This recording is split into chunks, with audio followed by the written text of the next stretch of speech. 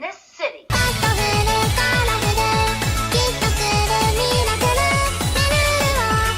Welcome to our reading circle, where we share our deepest and darkest confessions in the bonfire of bad reads. That's right, we pick two books, one a literary classic and one a contemporary popular work, and we read hater comments posted on GoodReads about both books. So let's get this fire started. The fire starter for today is The Catcher in the Rye and has been read by students all across the country. But how does this book fare among our favorite and beloved haters on GoodReads?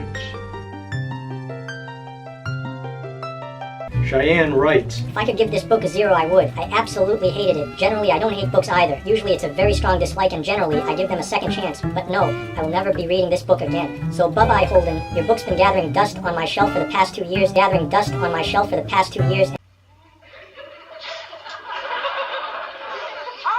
Obviously, the dirt in this city. Your book's been gathering dust on my shelf for the past 2 years, and it'll stay that way. Until I decide to sell it, of course.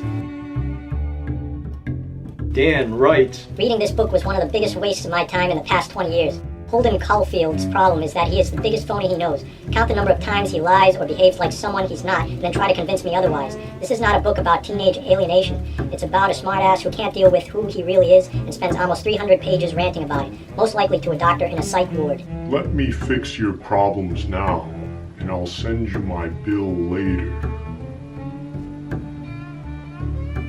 Shane writes, Skip this book.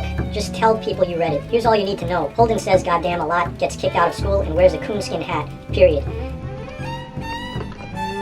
David writes, Worst book ever. Every time someone finishes this book and puts it down thoughtfully, tilting their head in mock understanding as they furrow their childish brows, Satan laughs and high-fives J.D.Salinger amidst hell's furious flames. High five, high five, high five. When Catcher in the Rye is read aloud backwards from finish to start, it opens up an extra-dimensional portal. Extra-dimensional portal.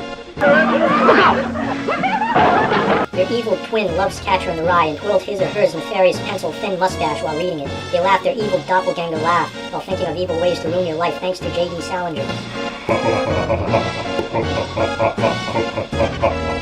Join me, my friend.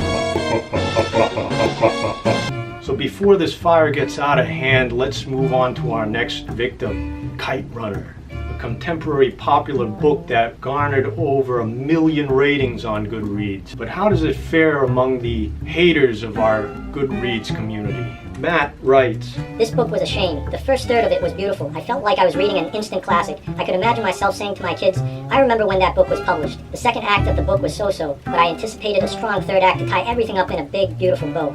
Unfortunately, the third act evolved into action hero nonsense with ridiculous coincidences that tried my suspension of disbelief until it snapped. I finished it out of morbid curiosity. My advice, read the first 100 or so pages, and read the first 100 or so pages, read the first 100 or so pages, 100 or so pages, 100 or so pages, the first 100 or so pages, 100 or so pages, 100 or so pages. Iskana writes, This book was absolutely pointless. I have no idea how it became a bestseller. 2 ways of saying bestseller. This is a bestseller.